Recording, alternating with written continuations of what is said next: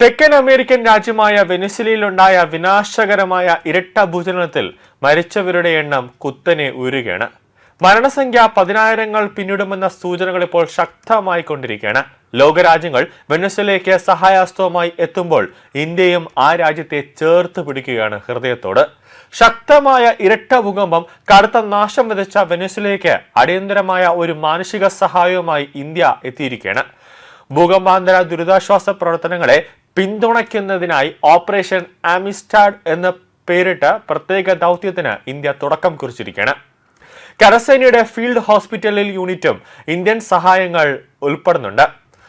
ആമിസ്റ്റാഡ് എന്നാൽ സ്പാനിഷിൽ സൗഹൃദം എന്നാണ് അർത്ഥമാകുന്നത്. ദുരിതബാധിതർക്കുള്ള അടിയന്തര സഹായ സാമഗ്രികളുമായി ഇന്ത്യൻ വ്യോമസേനയുടെ 2 C-17 തന്ത്രപ്രധാന ഗതാഗത വിമാനങ്ങൾ വെനിസ്വേലയ്ക്ക് തിരിച്ചിട്ടുണ്ട്. വിദേശകാര്യമന്ത്രി ഡോക്ടർ എസ് ജയശങ്കറാണ് സമൂഹ മാധ്യമങ്ങളോടെ ഇന്ത്യയുടെ ഈ നിർണായക ദുരിതാശ്വാസ ദൗത്യത്തെക്കുറിച്ച് വ്യക്തമാക്കിയത്. പരിക്കേറ്റവർക്ക് അടിയന്തരമായ വിദഗ്ധ ചികിത്സ ലഭ്യമാക്കുന്നതിനായി ഇന്ത്യൻ സൈന്യത്തിന്റെ അത്യാധുനിക ഫീൽഡ് ഹോസ്പിറ്റൽ യൂണിറ്റും ഈ ദൗത്യത്തിന്റെ ഭാഗമായി വെനിസ്വേലയ്ക്ക് അയച്ചിട്ടുണ്ട്. 35 ടണ്ണിലധികം ദുരിതാശ്വാസ സാമഗ്രികൾ, ജീവൻ രക്ഷാ മരുന്നുകൾ, ആധുനിക മെഡിക്കൽ ഉപകരണങ്ങൾ എന്നിവയാണ് വിമാനങ്ങളിലേക്ക് അയച്ചിട്ടുള്ളത്. ഇതോടൊപ്പം ഇന്ത്യ തദ്ദേശീയമായി വികസിപ്പിച്ചെടുത്ത 2 ഭീഷ്മം പോർട്ടബിൾ ദുരന്ത നിവാരണ ക്യൂബുകളും വെനിസ്വേലയ്ക്ക് എത്തിക്കും. ദുരിതമുഖങ്ങളിൽ മിനിറ്റുകൾക്കകം അത്യാധുനിക ഓപ്പറേഷൻ തിയേറ്റർ വരെ സജ്ജീകരിക്കാൻ ശേഷിയുള്ളതാണ് ഈ മൊബൈൽ ക്യൂബുകൾ. പ്രതിസന്ധിയുടെ ഈ ദുഷ്കരമായ ഘട്ടത്തിൽ വെനിസ്വേലയിലെ സർക്കാരിനെയും ജനങ്ങളെയും സാധ്യമായ അവർക്ക് വേണ്ട എല്ലാ സഹായങ്ങളും എല്ലാ പിന്തുണയും നൽകാൻ ഇന്ത്യ പ്രതിജ്ഞാബദ്ധമാണെന്ന് വിദേശകാര്യമന്ത്രി ഡോക്ടർ എസ് ജയശങ്കർ പറഞ്ഞിരിക്കുകയാണ്. കഴിഞ്ഞ ദിവസമുണ്ടായ ശക്തമായ ഭൂചലനങ്ങളിൽ ആയിരക്കണക്കിന് ആളുകൾ അവശിഷ്ടങ്ങൾക്കിടയിൽ കുടുങ്ങിക്കിടക്കുന്നുണ്ടെന്നാണ് വെനിസ്വേലൻ മെഡിക്കൽ സംവിധാനങ്ങൾ ഇപ്പോൾ വലിയ രീതിയിൽ കടുത്ത ക്ഷാമം നേരിടുന്നുണ്ട് എന്നാണ് ലഭിക്കുന്ന സൂചനകൾ.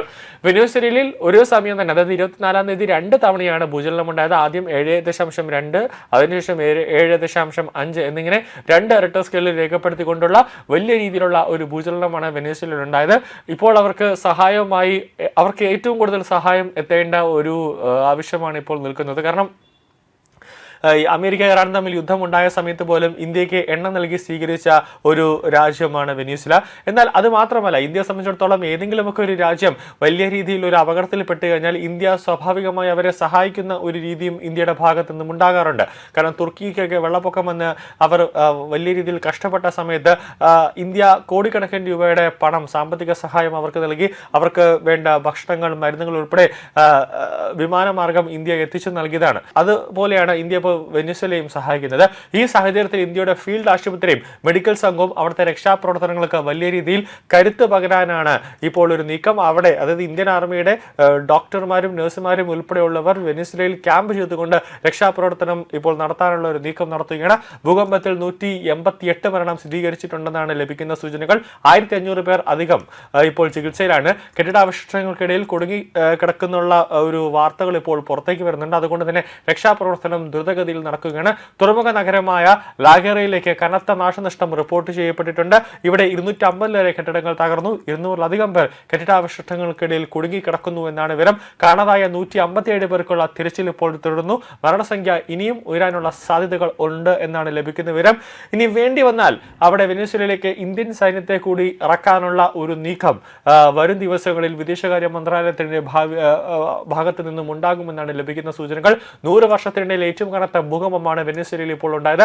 പ്രാദേശിക സമയം വൈകിട്ട് 6:04 ആദ്യ ഭൂകമ്പം ഉണ്ടായത്.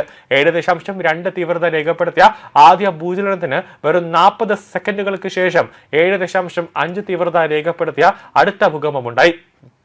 സിമോൺ ബോളിവർ അന്താരാഷ്ട്ര വിമാനത്താവളം അടച്ചു. സുനാമി മുന്നറിയിപ്പ് നൽകിയിരിക്കുന്നുവെങ്കിലും പിന്നീട് അത് പിൻവലിക്കുന്ന ഒരു സാഹചര്യമുണ്ടായി. ആക്ടിംഗ് പ്രസിഡന്റ് ഡെൽസി റോഡ്രിഗസ് രാജ്യത്ത് അടിയന്തരാവസ്ഥ പ്രഖ്യാപിച്ചിരിക്കുകയാണ്.